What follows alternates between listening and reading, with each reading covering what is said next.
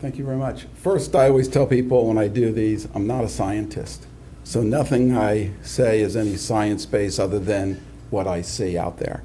Not sure why I became a fishing guide, maybe because my wife has the real job, right? So, as most of our guides. But our business has changed drastically from pre-fish kill to now. Pre-fish kill, this lagoon system was a destination fishery. People came here because of the fishery, because of, and I'm going to use the term clear water. I can't tell you if it was clean, but it was clear. And people came here specifically for that, as they did the Keys and other areas. After that, became a secondary fishery. People either came to Orlando, they're on business, they'd book a day. Prior, they would book a week. Very seldom my trips were ever single days. I worked with Dr. DeFries, we talk a lot, and trying to figure out, what is a guide day worth to the economy? Jotted down that if there's 50 to 100 guides a day working the lagoon during the season, it's worth somewhere between $50,000 and $100,000 a day. The average guy will spend $1,000 at the minimum a day coming here. He pays the guide, he buys 2 hotel room nights, he goes to Orly's restaurant, he eats, buys souvenirs. So the economic impact, which I don't think has ever been really, we can't find anything written down on it, was significant. Now we're secondary because the clients that we got had expendable incomes. They could go anywhere in the world. Today, to travel to Peru, to go fish into any place, you just jump on an airplane and you're there. It's very easy. They came here, they don't. One thing I always find, though, out there, and my city manager and I talk about this a lot, we hear so many negatives about things, and you guys are doing a great job. I think somehow we've got to promote the positive. What are those good things that are happening out there? Because if all we hear is how bad things are, we don't get people. I can show you articles in the New York Times that fish and sports writers wrote about the area. It's no good anymore, it's dying. So it doesn't help anybody when people like this who have expendable incomes would come here. The lagoon, I'm just going to show you a few pictures of what I do, and I'll tell you about what I see in the lagoon. But most of these are after the fish kill. A few of them are before the fish kill. But let me tell you what I've seen this year. I was really worried this summer with the temperatures getting as hot as it was so quickly that we would have algae blooms and so forth.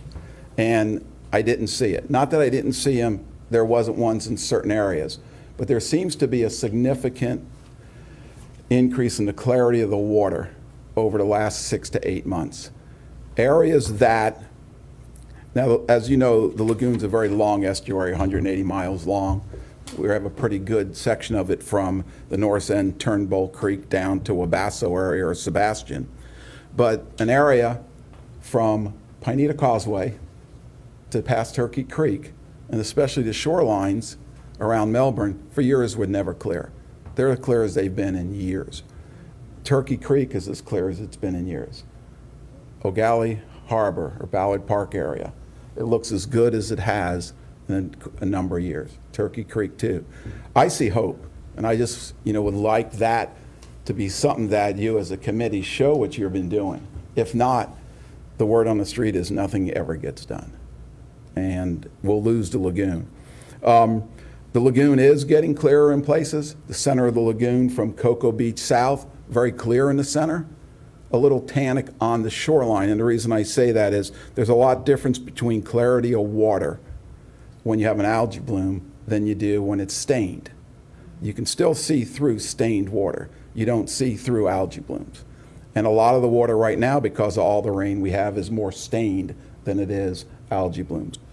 Of the few areas that I don't see a lot of improvement on is Sykes Creek, the upper ends in Sykes Creek. The islands in Cocoa Beach still are, very hard to see. And for some reason, because it was probably the most pristine and clear area that we fished was Mosquito Lagoon. And to me, that's the one that baffles me. It has the least number of houses, it has the least impact by stormwater runoff, and it's the last to clear up. And it only clears when it's cold. So let me show you, since I'm like zero technical. So do I just click on this little thing? Sorry. My only employee. That's the only one I could handle. No. So one thing I learned in it, this is a Mosquito Lagoon slide. The more mosquitoes you have, the better fishing is. It's just one of those things. So this is how most of us make our living in a day. Small skiffs, we push it around. I only fly fish, so everything you see is from fly fishing, and it's in shallow water. I can't tell you what it's like fishing in 5 foot of water because I fish in inches of water, except for a couple. So one of the things I tell people, our environment here affects other areas. This is a pretty cool porpoise. He's not around anymore. I haven't seen him in years. Had number 56 scrolled on his dorsal fin. He was in Hollover Canal. I was sitting in an office one day and I opened up a People's magazine and there was an article on this porpoise. He was a loner. He traveled from here to Cape Cod and back. And the last they saw him, he was headed this direction in North Carolina. I have another picture. I was afraid to bring it. That boy jumped on my boat. My friend had a pointer. Pointer and porpoise, nose to each other on it. But it was really interesting. He knew you, and he hung out for years at Hollover. There's alligators. I mean, lagoon's full of them. Here is my pride picture, to be honest. This is pre-algae bloom, sawfish. I've only seen, this is the only one I've ever seen here. It was south of Sebastian Inlet, near the Wabasso area. Though, I don't know if most of you know, we used to have a lot of sawfish. And I've also seen an albino, but not here. But that's the only sawfish that I've seen. And obviously, at his size, there had to be something big around to make them. So, and they were in this lagoon system when it was healthy, a lot. Seagrass, something that was so abundant. This is Mosquito Lagoon. Mosquito Lagoon still has a fair amount of seagrass that's left, nothing like it was. But of all the areas, and again, can't believe why it's not clearer than it is, it has still some seagrass. Most of the other areas, I saw one of the slides that you pop up, and I think, Dwayne, you showed me one on the seagrass map. As far as your eyes can see, in most areas, there isn't. People think it's seagrass for its broadleaf algae that's there, and it's not grass. This is in the lagoon system here, Leopard Ray. This picture was taken just south of the power lines in Palm Bay. So here's a guy that everybody thinks out of place, but you don't realize that live here, and the diversity that's in this lagoon system. That's a bonefish, mostly found in tropical areas, caught on a fly at the Melbourne Causeway at night. And guys are starting to catch them more and more. Since the algae bloom, the lagoon has changed its face in the species that are showing up more and more. Incredible amount of catfish, incredible amount of black drum, which they don't like grass. They like sand bottoms. So there's more of. These guys are showing up. They're actually catching them during the months of January down towards the inlet in front of Goat Creek and so forth. So these guys are around. They're kind of like the great dinosaurs. These fish came just after the dinosaur era, and there's tons of babies, and there always has been in all these mosquito controls. The reason there's so many, because they breathe air. They have a bladder. So they start out small. They continually getting bigger. This one's by Sebastian. This guy, I'm not telling you where he's at, but he's, and you can see the fly stuck in the corner of his lip up there. So he's the biggest I've ever caught in this lagoon system. I don't take them out of the water because they're pretty strong. Length times girth squared is a good way to figure. He's 135. Now, 15 years ago, occasionally you saw them. There's tons of them in the lagoon system now. During end of June to now. In the last few weeks, whether it's the rain, they came from somewhere, and there's a lot of them. But I can tell you 20 years ago, you'd never found them. They can eat anything. Redfish is what most of the lagoon got its notoriety from. The people came. There are still a fair number of them. The big schools, this summer I've seen less than I've had in recent years. I don't see the big schools of breeding fish the way I used to. But again, that's part of, we all impact it. Guides impact. We know where the schools are. We fish the same schools over and over. So we have an impact on them, but the schools aren't around anymore.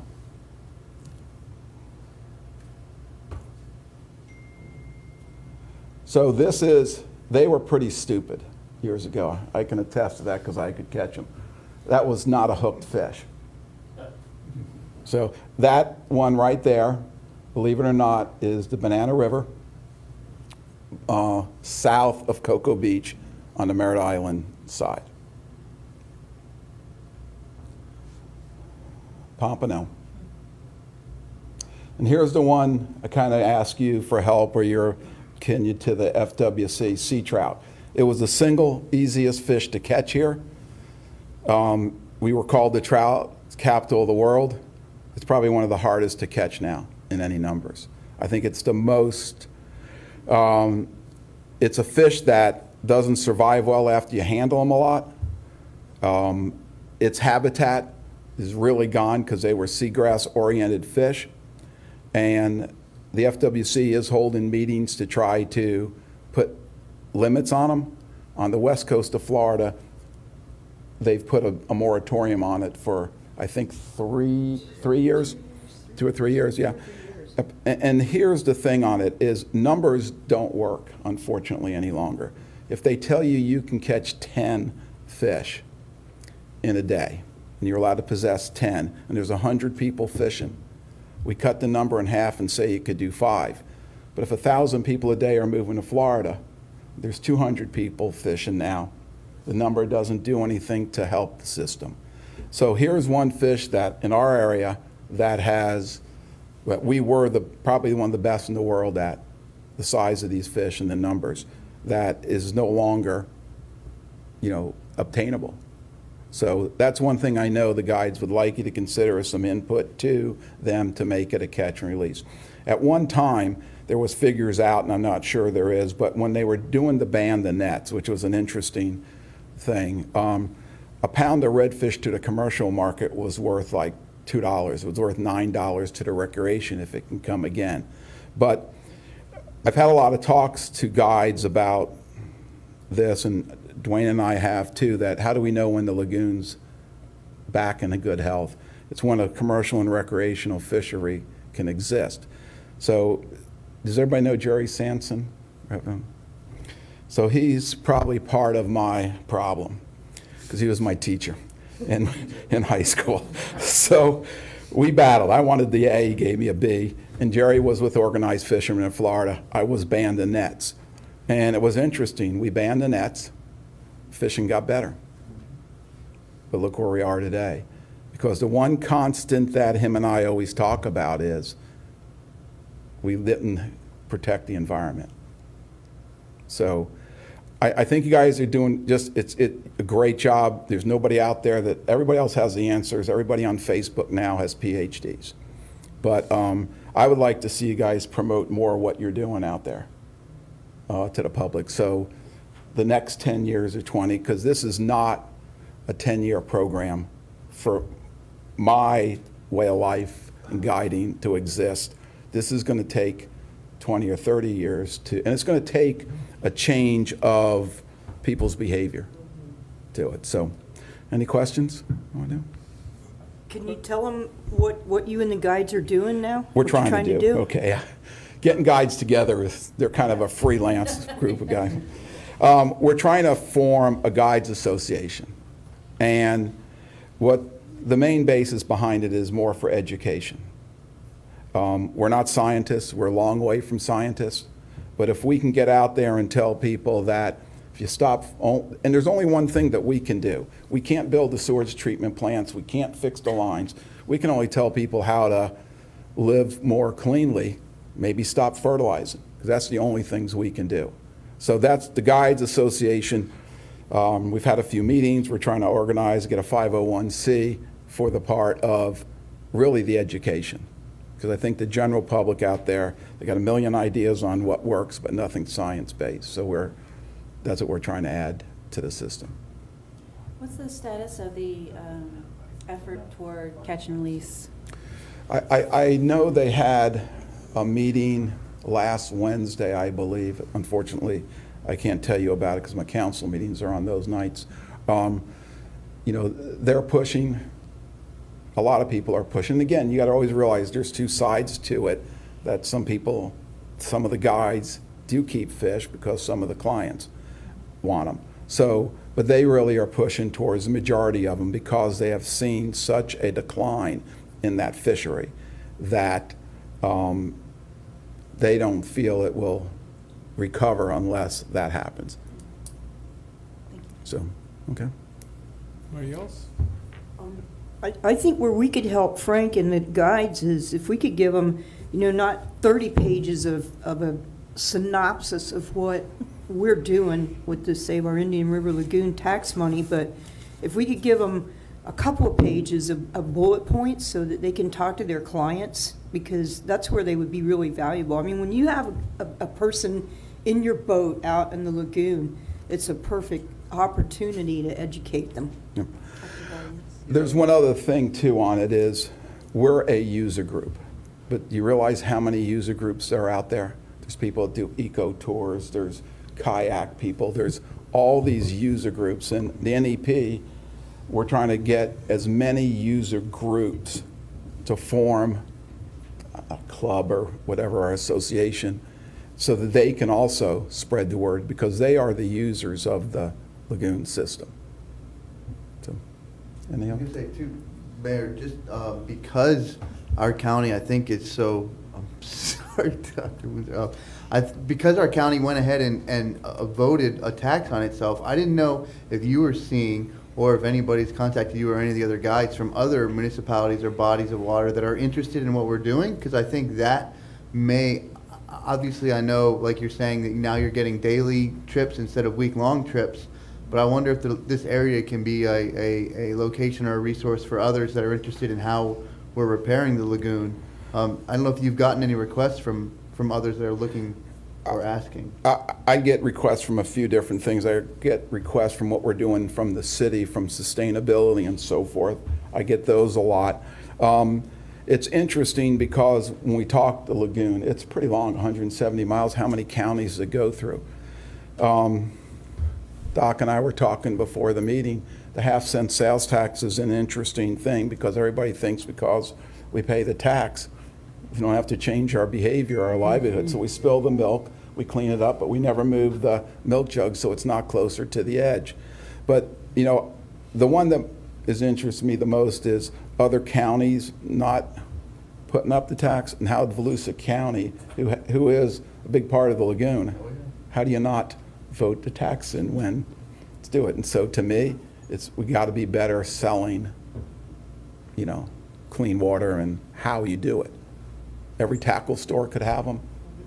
So I just think you got to change people's behavior. So. Stephanie?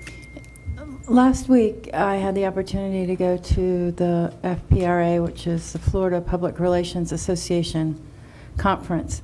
And there was a gentleman there who has organized Captains for Clean Water. Mm-hmm. And they're dealing with a different issue than we are because they're looking at the discharges from Lake Okeechobee and the effect that it's having on commercial fishing out there with all of those freshwater discharges into the salinity system.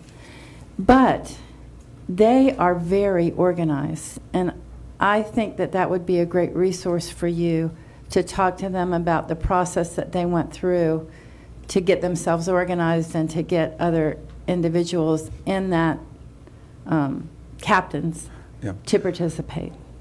I belong to it. It's interesting because there's Captains for Clean Water, and then there's the one that Everglades Coalition. They kind of took two different avenues to it. Because Captains for Clean Waters realize that it's not a political, you ask somebody, do you want clean water, do you want clean air, you want clean land?